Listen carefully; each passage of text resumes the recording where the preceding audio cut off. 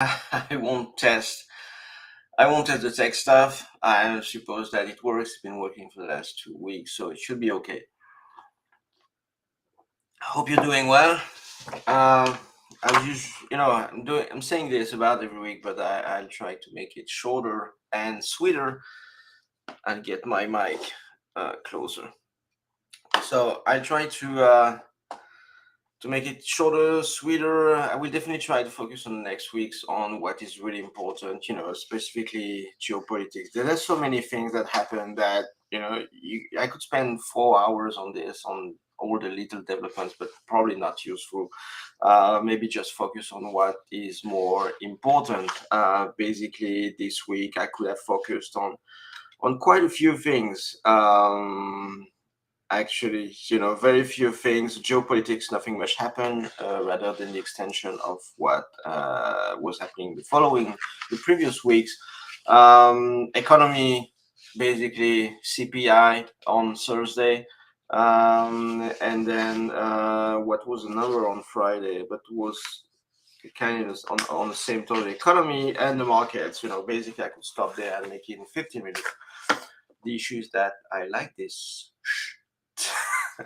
beep, and that's why I spend so much time on it. But anyway, so you've seen the logo this week is a little bit different because I revamped my website. There's not much on it at this time, but I started redesigning the whole thing, not from again design perspective, but also from the content. Again, there's nothing much, but the heavy lifting is done right now. The structure is there, which means that I will be able to host anything on my website without any other third party. So that's pretty cool.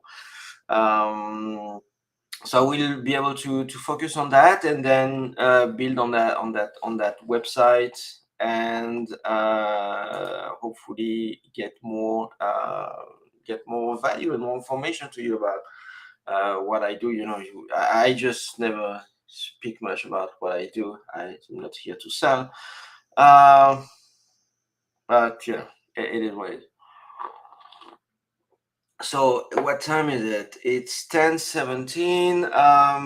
Like I said, there's always a lag in the comments, guys. So if you are here, please say hello somehow, just to get an idea. Well, does it work? Yes, just to get an idea about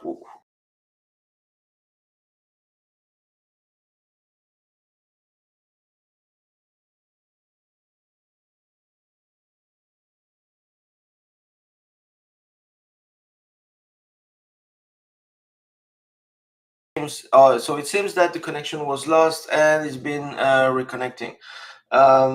Anyway, the only thing I was saying is that just to say hello, just to have a quick rough idea of who's here.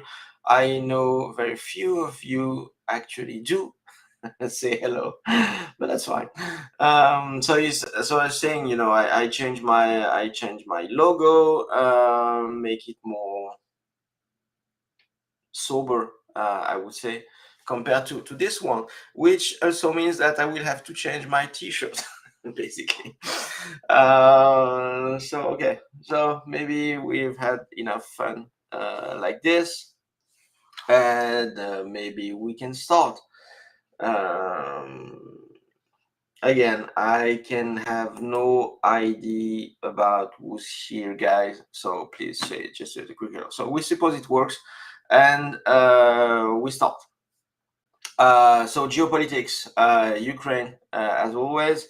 Well, maybe do this. There was an article in Die Welt, which is a German magazine and a newspaper, the Sonntag newspaper, that comes back on the Nord Stream blow up, and both magazine and newspaper have announced that they have collected new evidence that the actual blow up of the pipeline was planned at least about 10 years ago, far way before the annexion of Crimea by Russia.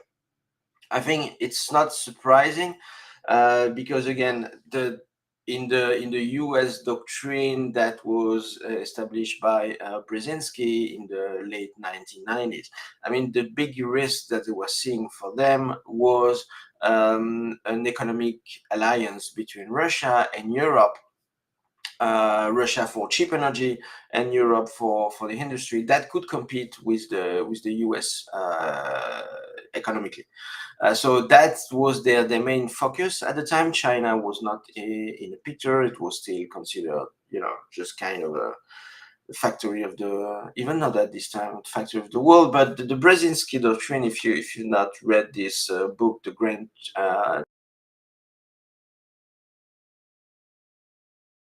the doctrine that the US has been following over the last 20 years for its.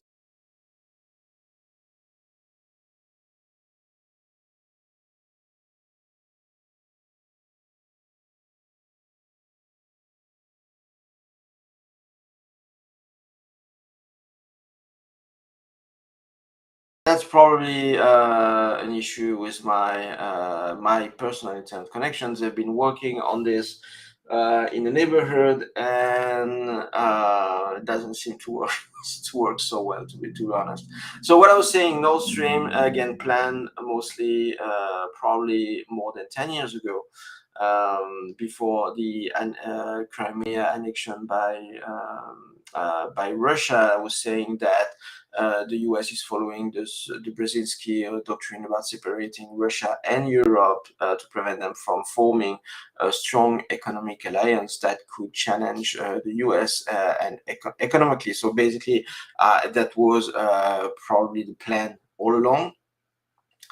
Obviously, when Russia invaded Crimea, that was becoming more urgent to cut that kind of ties.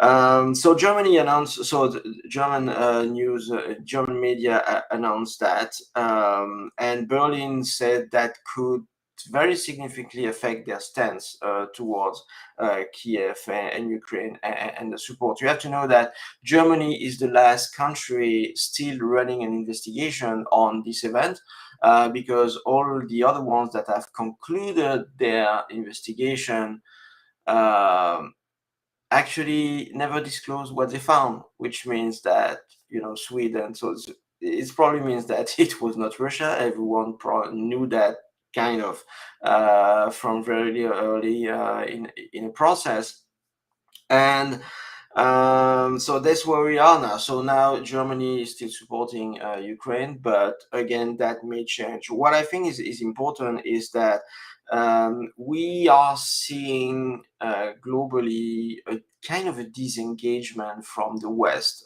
towards Ukraine. The support is waning, is fading at this time, despite some recent announcement that some F-16 will be sent to Ukraine to support their war effort. But I've seen other reports where you can see that the material that is sent to Ukraine is basically old, not always in working condition. So, I believe that at this point, they are slowly disengaging, and their support is waning. And, so we had the NATO conference this week, and Stoltenberg, the head of NATO at this time, I think he's a Swedish guy, surprisingly stated that NATO does not see currently an immediate threat by Russia, military threat by Russia, which is surprising because it's kind of opposite of what they said all along, that Russia would be invading Europe in the next weeks, if not days. We had this for a few months now.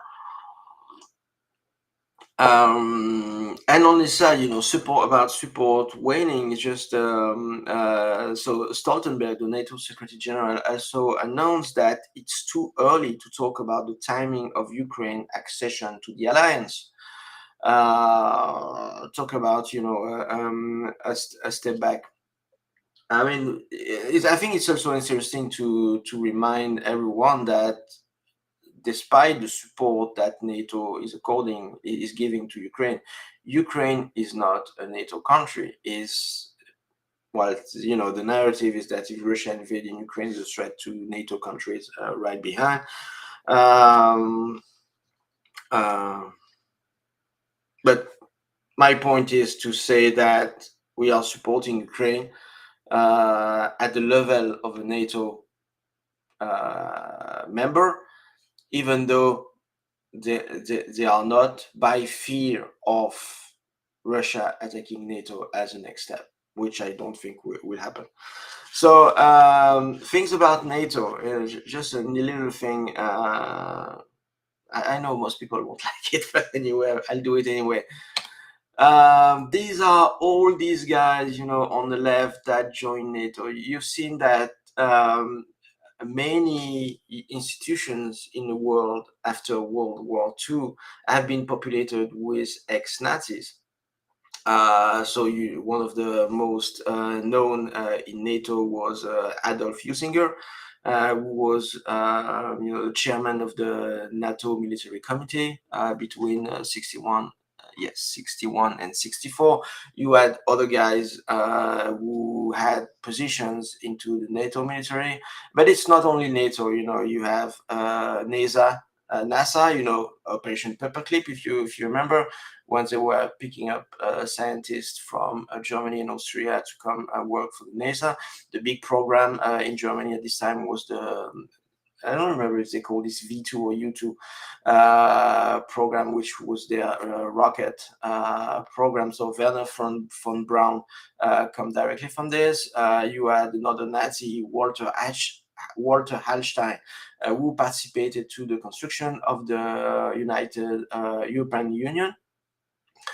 So Jusinger as the head of NATO, and you also had Kurt Waldheim, who was at the head of the United Nations. I mean, that's, to me, is some dark part of history of the construction of what you said, that we're doing this for good. But that's the narrative. Anyway, so let's remove these ugly guys from the screen. Why do I say that? I don't remember if I said it already, because this is the 75th anniversary of the birth of NATO. With the NATO conference. I don't even remember where it was, where it happened. But anyway, so we had this conference where you had some key statements at the end. Oh, I see here it was in the US. I didn't even know. But contrary to, I mean, there are some contradicting declaration to what is actually happening. What I've said, super winning from for Ukraine, but at the same time, NATO countries agreed to support Ukraine with another 40 billion for 2025, and again further discussion, because this is kind of that thing that just never stops. They will be implementing, they are said to be developing and implementing Ukraine air defense and military missile defense architecture to be compatible with the alliance, obviously in the perspective of Ukraine joining NATO. There even was a declaration of NATO countries to extend the invitation to Kyiv to join the alliance. When its Secretary General said that that there's no path at this point, which is kind of. I mean, they should talk together before making declaration. That's what I mean. But I think that the most important is how the points that trigger some specific reactions from your enemy. And the one that triggered a reaction from Russia was the announcement by the Pentagon to deploy long-range weapon systems in Germany. And Germany was very happy about that. Obviously, this triggered a response from Russia and their deputy foreign minister that if would that happen, they would respond militarily to the deployment of American long-range missile in Germany, whatever that means. But that is definitely not the escalation at this point. So let's move on from Ukraine, NATO. What do we have? Interesting fact that are coming up. So the little map in the middle is the Philadelphia corridor. We mentioned this when the Israeli forces invaded the south of the Gaza Strip, and they took control of the Philadelphia corridor, which is supposed to be a demilitarized region between the Gaza Strip and Egypt. And it's a breach of the accord that happened, in 1970 or something like this. So it was kind of material, but now they have evacuated this part of the Gaza Strip, which I believe is important. Other important point is that about an extension of the conflict there, which seems to be the focus now, potentially going forward, rather than Ukraine. It seems to be shifting at this point, because in terms of extension of the conflict, you had Israel striking positions in Syria that is getting closer now to Turkey. Turkey. So Erdogan has announced that he wants to normalize, to at least to reinitiate some relationship with Syria, and has called for a meeting with al-Assad, the Syrian leader. So we have seen this happening. That Turkey, as a Muslim country, is not a very big fan of Israel, even though they don't put their existence in question, as far as I know. The other thing that I think was interesting is that they have on October 7th, the day when Hamas attacked the music festival that started all this conflict in Israel. Israel ordered to use the Hannibal directive, which is to strike and kill, so potentially kill their militaries that were taken hostage by the Hamas. And some videos have emerged about that. Okay, what else? Other very interesting development in Ukraine. Maybe I should have talked about this before. But anyway, it's about China, this one. So I said last week that there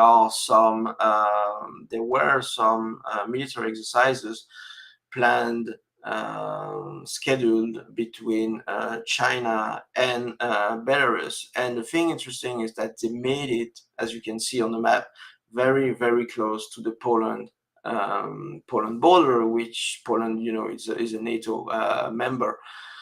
So, I mean, it's not, things like this are not innocent. They are basically warnings to the other side.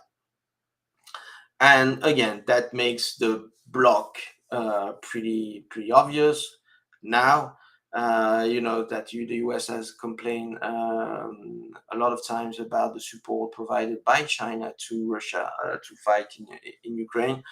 So now the blocks are pretty obvious. So you have NATO on one side. On the other side, you have obviously kind of the BRICS, which is, but in military, I would say you have Russia, you have China, you have Iran, and North Korea. Quite a bunch of nice guys.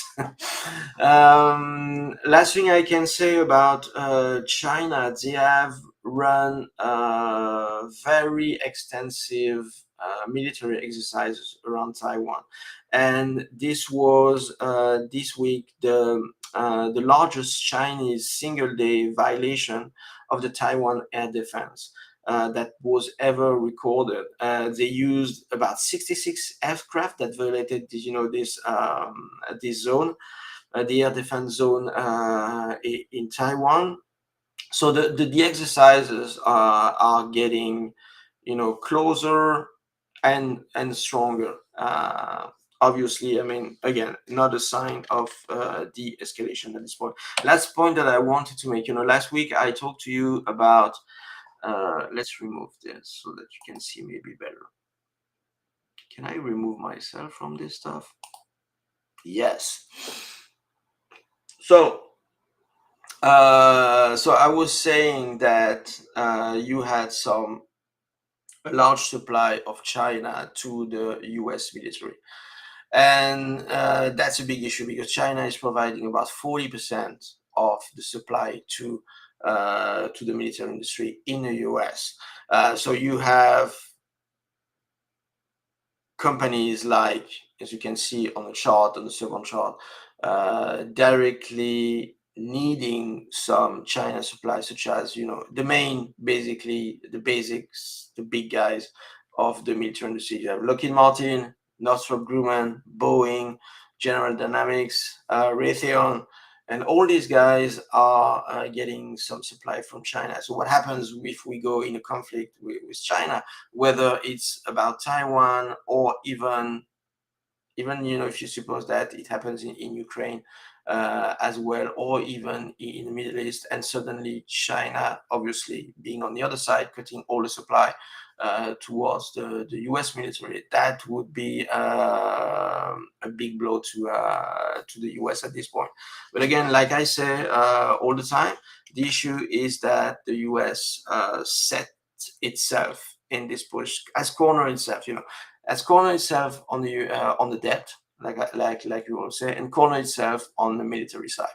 It's I don't know if it's corruption or incompetence or both.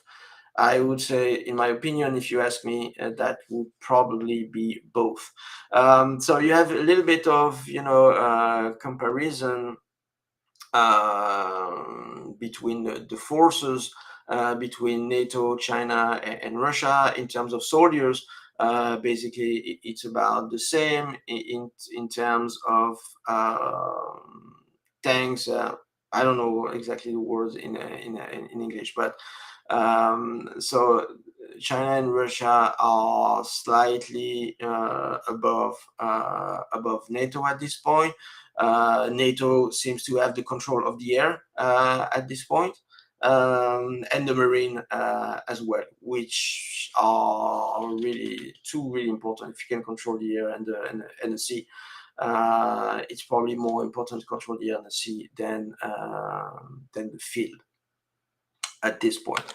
So let's move on this one. So just a quick note on the elections in France. So I think that Macron won his bet because he will probably stay in power by first ostracizing what they call the right wing of the parliament, and then now he is ostracizing the far left, which means that for him he says, okay, we cannot talk to the far right, we cannot talk to the far left. Basically the only guys that are left are us.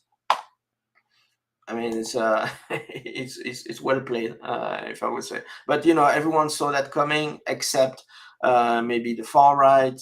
Far right saw that coming, but the far left, thought that they had won the election at the end of last Sunday, which was obviously never so far for the truth, and they had to, review their expectation, their ambitions, almost the next day. More importantly, the Saudis warned that the G7 against Russia's seizure with debt sales threats. You said, okay, if you want to seize Russia's money again, then we'll start selling the euro debt, and that's a big issue, because you know that Europe is as much indebted as much debt as the US. The issue for France specifically, and other European countries as well, is that the debt is held by foreign countries. In the US, I believe that the debt is controlled maybe 2/3, even a little more than that, by inside the US. This is not so, which is kind of more secure if you want. But in Europe, that's definitely not the case. which means that this could really put pressure on interest rates in Europe, and take the European debt to the roof, and that would be a really really big problem. So again, the issue with this is when the Russian Ukraine conflict started, you had Europe and the US seizing Russian assets, and this is when actually the BRICS consolidation started, because all these countries started seeing that if they would not comply with what Big Brother was telling them to do, then there would be consequences. So then you have to start. So that started the process of the BRICS consolidation, further increase the process of de-dollarization as well, and basically this is another step, and that simply means that these countries that were ruled by the petrodollar that the Saudis abandoned a couple of weeks ago, it will not fly anymore. That's what it means, and this can be seen obviously as a decline in influence of the West and the rise of the East at this point. Maybe I can talk about that. It's just free speech is almost a thing of the past. Because if you've seen the Elon Musk tweet, if you read it, the European Commission offered X an illegal secret deal that if they quietly censor speech without telling anyone, they would not be fined. And this is what the other platforms accepted when Elon Musk didn't. When I said that X is the last platform when you have some form of free speech, this is actually it's insane. I told that Europe is falling into a totalitarian regime. This is what happens, and it's getting worse by the day. Elections, you've seen that donors want to freeze money that they gave to Biden to force him to get out of the race. It seems that at this time, Kamala Harris is the best placed to take the lead. I mean, that will be funny to watch, but it's probably smoke until an option more serious is coming around the Democratic nomination in mid-August. So what else? Maybe we can fast. I mean, I'm so slow, guys. I'm really sorry. So maybe we can go a little faster. So what happens here? We have the CPI, a number that was for the first time in quite a few months. I know I have it. Yes, this is the first time in more than. I have 12 consecutive months in mind that it didn't increase. That first time it felt since 2022, maybe.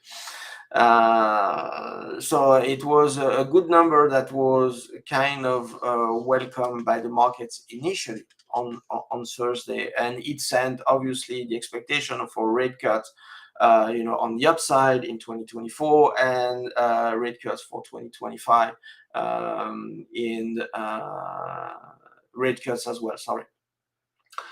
But what does it mean as well, and why the market did react like this? Because instead of saying this, okay, this is all good, we'll have growth and we'll have low interest rates.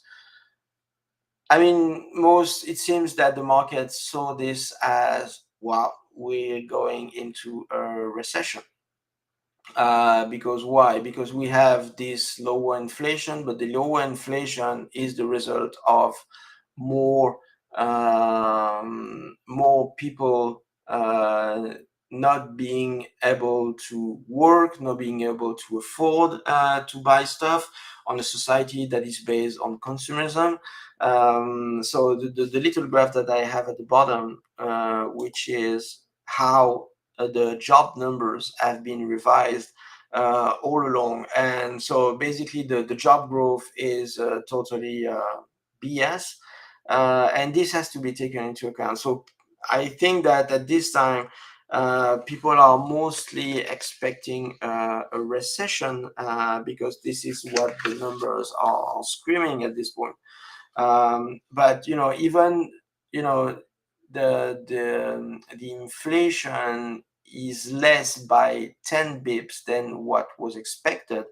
uh, the inflation is still at 3% or above. It's been the case for 39 months now. Like I said, the jobs have been dramatically overstated. We had some bankruptcies this year. The number is at 346. One thing that I had probably here, yes, I mean that's probably another big thing, is that the Americans won't be able to consume much goods in the future because you've seen that their savings are just gone. We've seen also, over the past weeks or months that Americans are maxing out their credit card.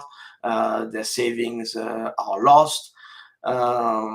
So guess where it can go from there. Now, I mean, the next steps, so the Americans have been trying to save their lifestyle with debt, just like the government, but that what works for some time for the government doesn't work for families. Now it's coming at the end of this, no possibility, no savings anymore. Credits and debt really high for families. So the next step is what? Reduction of lifestyle. So, and basically the end of the American dream, like we've said quite some time. So I've talked about the CPI, I've talked about the jobs. The producer price data on Friday was not as good as the CPI on Thursday. It was slightly not say worse, but not as good as what was seen on the CPI. So you just have to mitigate all the numbers that come from the government because we all know that it's not. They are quite manipulated, quite massaged, I would say. What else? So we're going to the market, but before telling you this, I could say a little more about the economy, about banks in China. You've seen that, or you may have seen that quite a few banks in China have declared bankruptcy.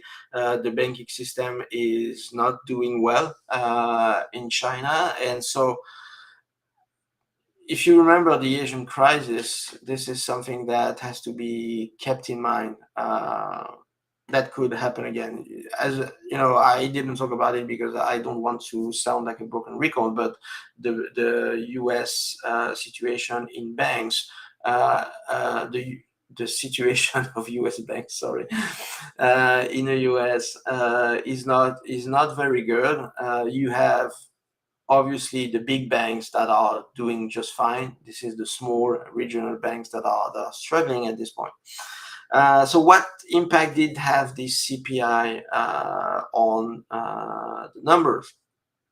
Basically an inversion of what we've seen in the past, which was big names, Max 7, 6, 5, 3, 2, 1, going up indefinitely. And so this trend abruptly reversed with, as you can see, a really jump for the small caps when the Nasdaq and the mega caps fell. So we had a small recovery, if you've seen, on Friday morning, so yesterday. but it was sold quite aggressively before the close of the market. So the bounce back yesterday was not really huge. So that's what happened on the equity market. Obviously, interest rates going down. That's what you see. We have the bonds going up, not breaking the downtrend, though it's not enough at this point to break this downtrend. But this is where we are. So rates going down, bonds going up. Yeah, another interesting thing is that we haven't had a 5% drawdown in quite some time now. It's 20 days. It's the longest streak in the last 10 years, which is not supported by much. Again, we've talking about the concentration of the performance in only a few stocks. So that kind of record in an economy like it is today doesn't make much sense. What else? What did I get? Gold prices. Obviously, in the current situation, interest rate going down, gold is going up. All of this makes sense. I mean, the case for gold is still there. This is still the same. It's very unlikely that the Fed will wait for inflation to go back to their target at 2% before they actually cut rates, especially if it is confirmed that we are going into a recession. So, again, more free money, so which means more potential for gold at this point. What is this? Yes, this is the S&P. Yes, I put this on the screen just to show you that basically yesterday, Thursday, it was minus 2% on Nasdaq, maybe one on S&P. I don't remember the exact number, but just to show you that basically it was a non-event. People start panicking, every time we have a down move. Now we are so used to have very low volatility in the market that everyone gets crazy at the first more significant down days. I would never call it very significant. So this is where we are now, you see, and again, we still have this massive streak. This is where we are. So at this time, it's time to control emotions for people, I would say. And the last one is our friend Bitcoin. You see that, so Bitcoin stays where it is at this time, around 58,000. It's not collapsing. We've seen some outflows recently. So we've heard about Germany saying that their Bitcoins, you can see that it didn't have much impact on the price. Anyway, we've seen other inflows this week on the Bitcoin ETF. So everything basically balances out. Like I shown last week, a drawdown of 20% in an uptrend is not something unseen for Bitcoin. So again, there should not be much panic at this time. Let's see what happens. But if there are no real catalyst at this point to really to buy, there's no catalyst to sell either. Again, you have to manage your panic. Like I often say, you can use Bitcoin as two vectors. One is trading, obviously, when you are much more active, and the other one is store of value. Like it's one of the hard assets that we have with gold, for instance, that are liquid enough to be able to invest and retrieve and to get back when we need it, rather than investing in saving in fiat currency. as you all know, depreciate in value. This is not an investment advice. I'm not telling you to buy any of this, but what I'm telling you is that you have to be aware that by staying saving in fiat, you also losing money every day. Since 2020, there's a calculator online that does this for very very easily. Since 2020, the US dollar has lost 25% of its purchase parity. So if you had, let's say, quite a bunch of money on your banking account, not only your bank doesn't give you interest, or nearly zero, or at least that's what I get from Chase. So that's why I don't get that. That's why I don't leave my money there. But anyway, so the banks don't give you any interest on your savings when they are collecting, a couple of percent themselves. So they don't give it back. Give it back to you. They keep it for themselves. But on top of that, so your money is screwed by the inflation. So you have to think about that, and that's another reason. So I always take this example in Turkey, for instance. When you had massive periods of inflation, or even at lower period of inflation, it's usually good for the stock market as well, because if you want to save your money into hard assets that come very often, with a little risk. But it depends how you see risk, because there's no risk with fiat currency, but on the downside, that's the key. But what I'm trying to say is the stock market is another way to stash money, not in fiat. And the Turkey example is that when you have these periods of inflation, you had the stock market going up because the cash was going out of accounts, was invested in harder assets, which are stock that actually represent something. So you had the stock market going up. Obviously, it wasn't compensating all the losses coming from inflation, but at the same time, it was not as worse as you had left money on your banking account. So maybe we can stop here and take that as a conclusion. Thank you, guys. I hope you had a good time. I was long. I promise, I digress all the time. I'm trying to make progress on trying to be more concise and try to address only very specific thing that have a material impact. So that's what I try to do. As soon as with next week, I won't write as much as the kind of thing, the information that I get, that is actually the basis for my newsletter. But I will try to concentrate this into a very few key points to make that maybe more interesting and more concise, so that we can finish in time. But it's 10:58. It's not that bad. Usually I go beyond that. So thank you for your time.